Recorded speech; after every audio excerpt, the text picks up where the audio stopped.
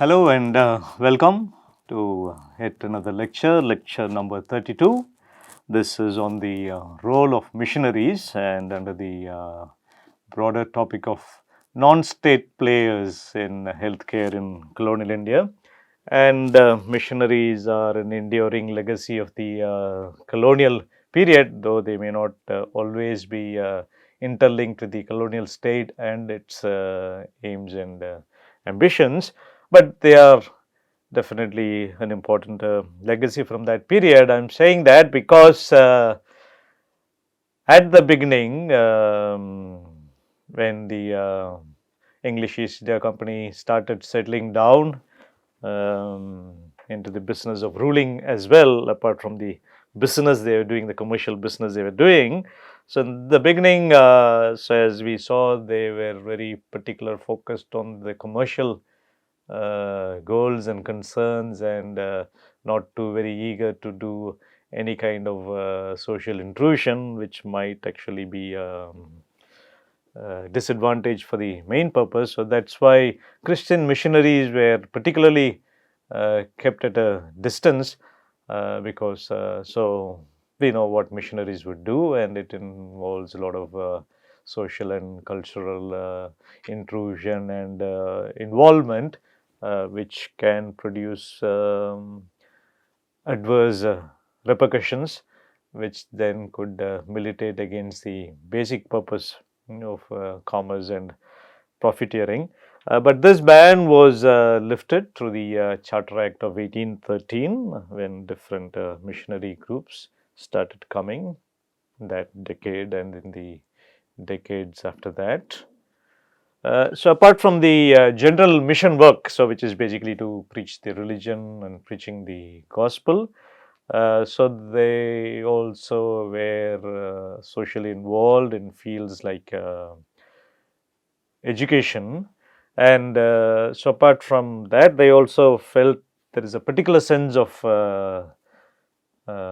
purpose, a particular sense of fulfillment that they can derive in the field of medicine and healthcare.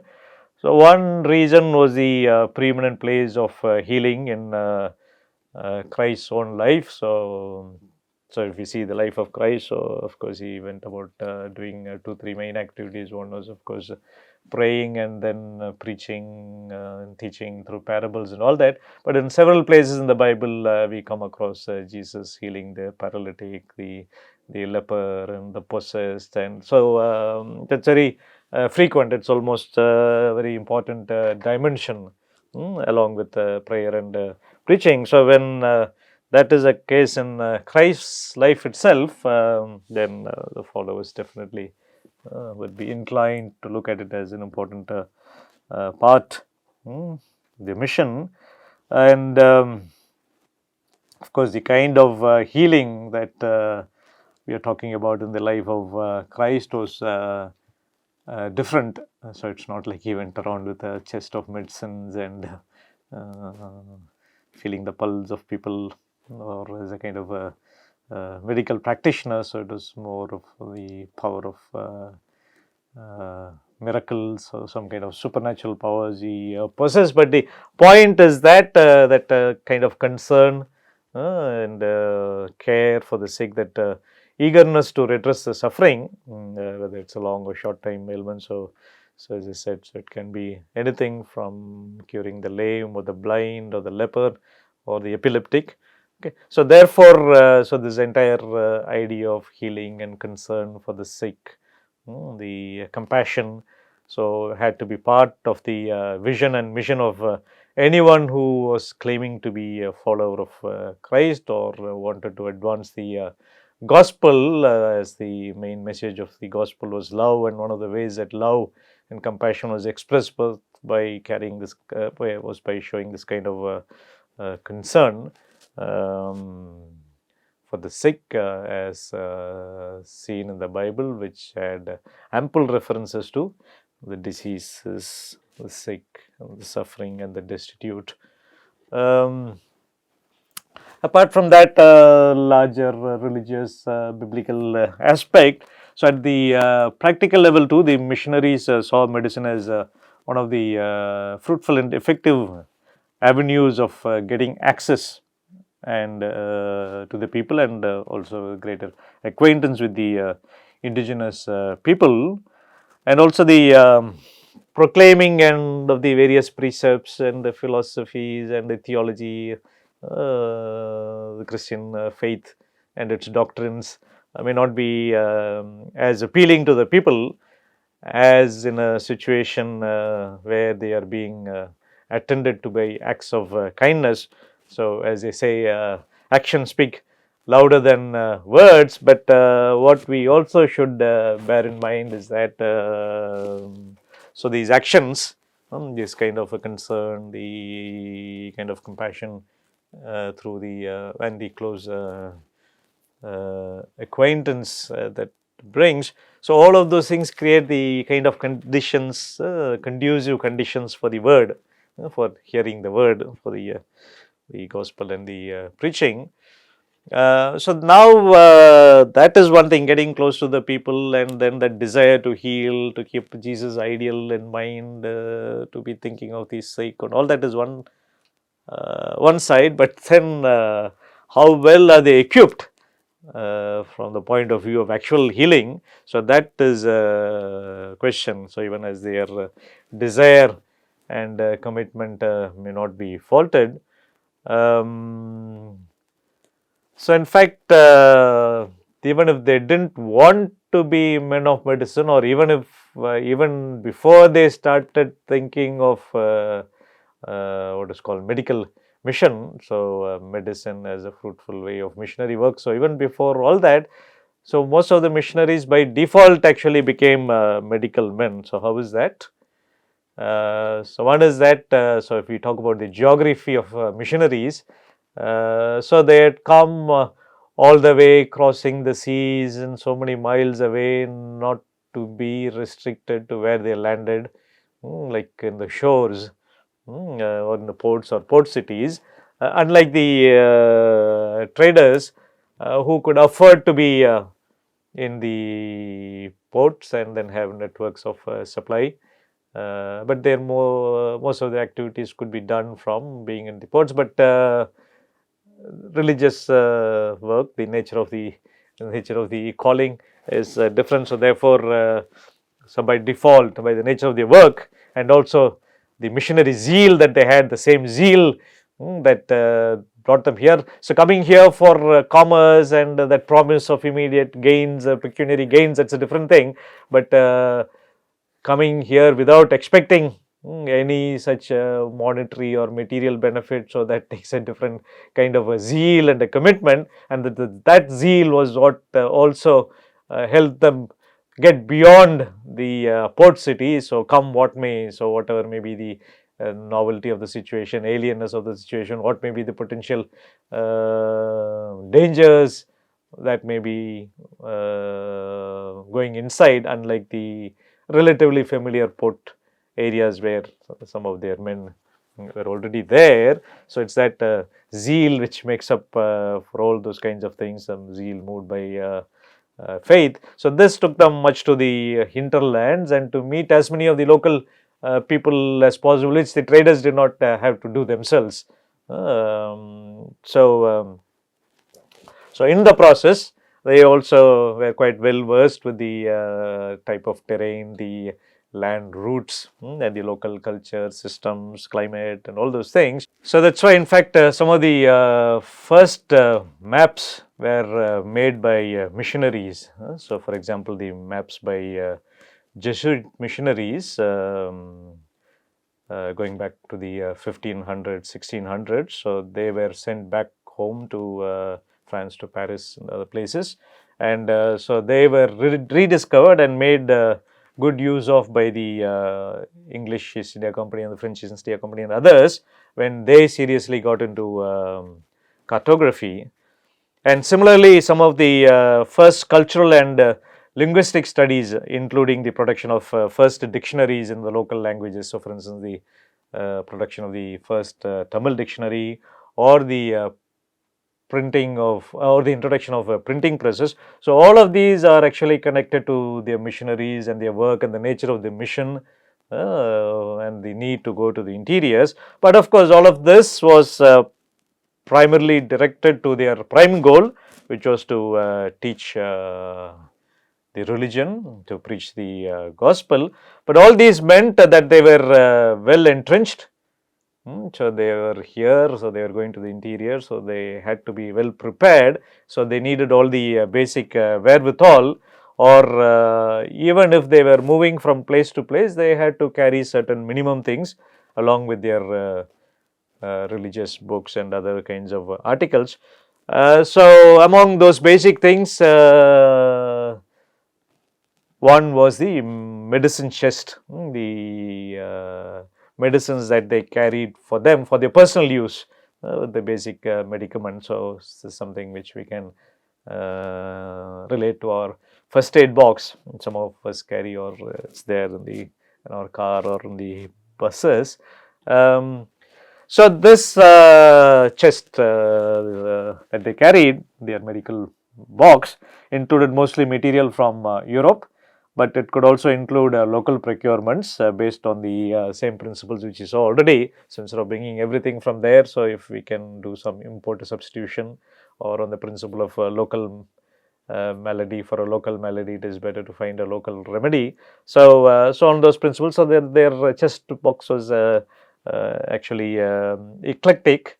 They had a mixture of medicaments, and also because they were itinerant, so that's also part of their mission. So they keep also moving from place to place, even as they are settled, and do a lot of social and other involvement in particular places. So because they are used to so many different places, so their chests also will have reflected in them the diversity of what they carry. And in fact, apart from all those other works, literary works and all that, so some of the missionaries actually did serious study and compilation of local herbs and the medicinal practices in different places. So this again can be thought of as another kind of a contribution to the world of medicine during the colonial period by missionaries. So for example, so we have this one work by a missionary. So this detail is from the Wellcome collection. So as you know, the Wellcome Trust in London has the Wellcome collection and library. So if you go to their catalog, so you will find this one particular book written in Tamil. So it's a Tamil name, Manida Sariratin, etc., etc. So the meaning is structure of the human body and the cure for syphilitic and rheumatic and bilious disease. As we saw, like disease of the bile was something which was of a serious concern, especially among those who came early on. They felt that the bile secretion was more pronounced because of the heat and leading to lots of bilious diseases. So this was written by a Jesuit missionary called Bisky, who of course lived in southern India in the 18th century, but this was published in the following century, 1909, in Kumbakonam, which was in the Madras Presidency at that time, and now in the Tamil Nadu state. In fact, you can see an image of that. This is from the Wellcome collection library. So you can see the details, and so interestingly, so it is published here in Kumbakonam, but the microfilm is actually kept at the Wellcome library, and interestingly, a copy of that was brought here to Tamil Nadu, as you see here at the bottom, the Roja Mutaya Research Library, which is near IIT Madras, in fact, around the corner there, about 1 or 2 kilometers from here. So quite ironically, something which was published here and microfilm there. So now the way that people mostly can access that is through microfilm, and so now it has come here to Chennai and it's housed here. I am also showing this just to give an idea of the kinds of sources that people use in the history of medicine, especially with the colonial period. So now coming back to their chess. So, though the missionaries carried the chess primarily for their personal medical use and for their safety, especially considering as a new place, encountering new climatic situations, all there.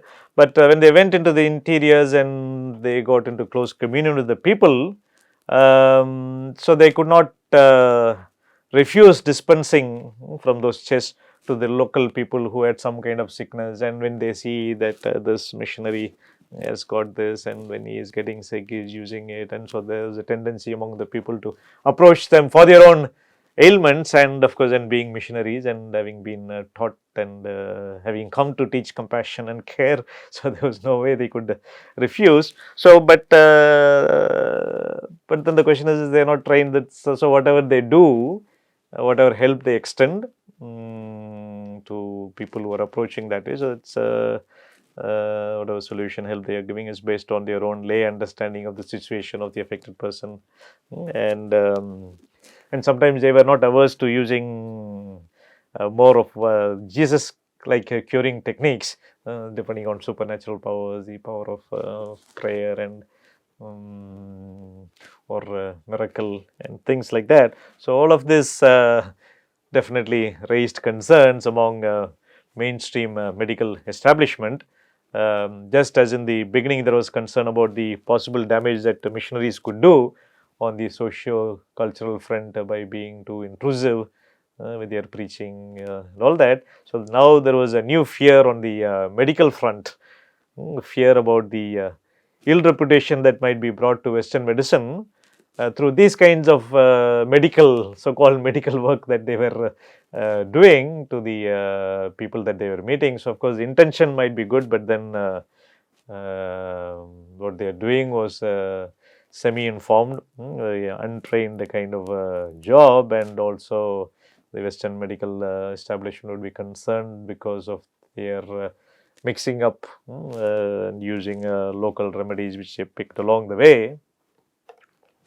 So, given this background and also the pressure from the colonial state, so serious thought was given to sending trained medical missionaries. So, apart from the general mission work of preaching or doing other kinds of social work like social upliftment through education and other such things.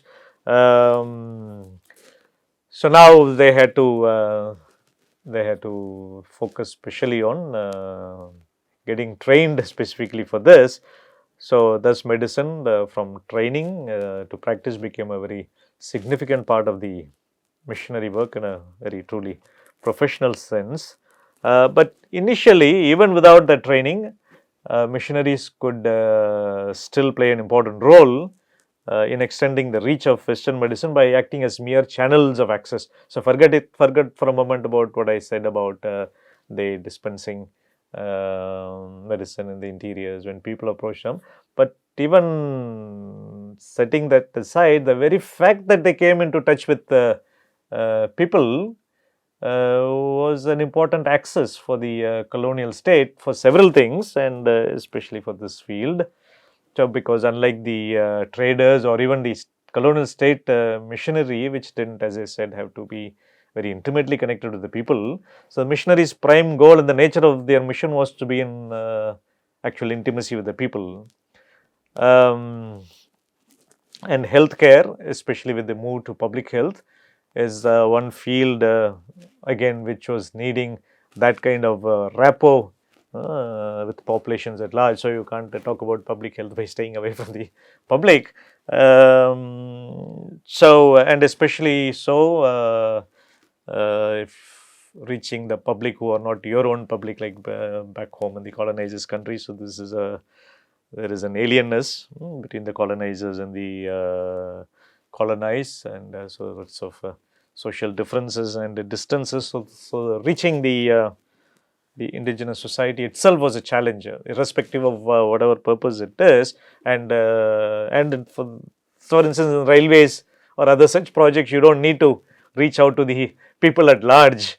But when it comes to public health, so people, the substantial sections of the people have to be reached, and so therefore that those kinds of channels have to be created. And so missionaries, even without medical training or anything particularly related to medical work. So, the fact that they are there and they are in touch with the people because of the nature of their calling and vocation. So, that itself would be useful, especially for public health, especially also with regard to the women part of the local population. So, that is even more, so there are even more social barriers and challenges reaching the women part of the population, and also there weren't enough white women who could, so as women going and meeting indigenous women. So, that was one of the options open, but then the number of white women was less, because in both in the bureaucracy and the military, except at the higher levels, people, the whites came alone as bachelors. So, thus missionaries' wives were very valuable, especially because so in some denomination like the Catholic Church, the priests don't marry. So, that bar is not there with among the many Protestant missions. So, and most of these missions, they came as a family, because they were there, as I said, for the long haul, and internally also moving from place to place. So, substantial number of them came with their families, and therefore the missionary wives are very useful. And it's even more, it's all the better if there were missionaries themselves were women, so which in fact did happen. So, it is in this context of the missionaries' social importance in general, especially as channels, and also the need for their having medical training. So, we already saw the need, why they have to be, particular need for them to be trained. So, it is in this context we have to see the work of the agencies which we already seen, the Zenana Bible and medical mission of the Church of England Zenana Missionary Society, which was, as we already saw, formed newly and exclusively for medical and specifically female medical mission with training. So, what they could do is they could both penetrate the dark, unreachable, so called dark, unreachable spaces of the female segment of the household generally, as well as take to them the so called blessings of Western medicine. So, this particular mission started its work from the 1850s. So, dealing out the double blessings of religion and medical cure. So, what they did initially was to visit the individual households. So, to reach out the women in each of the households beyond the Zenana walls. And when dispensaries and hospitals were started exclusively for women and children, these women medical missionaries started working in such establishments too, while they continued house visits also. It's just like that group, in course of time, a variety of other different groups and missions with a different focus in terms of goals and geographic areas, they kept arriving. So, some of the examples include the Delhi Female Medical Mission, which started in 1867. So, it was a branch of the Society for the Propagation of the Gospel, that particular medical mission. Clara Swain is an important name in the history of medical missionaries in India. She was the first fully qualified woman medical missionary to be sent to and also to be employed in India, and she was sent by the American Methodist Episcopal Mission to Bareilly in 1869. So, it's there they opened the first exclusive hospital in India for women and children. So, you see, like missionary work also marks very important milestones, as you can see later. We'll see in education and nursing as well. So, they are intricately intertwined with the history of medicine during the colonial period.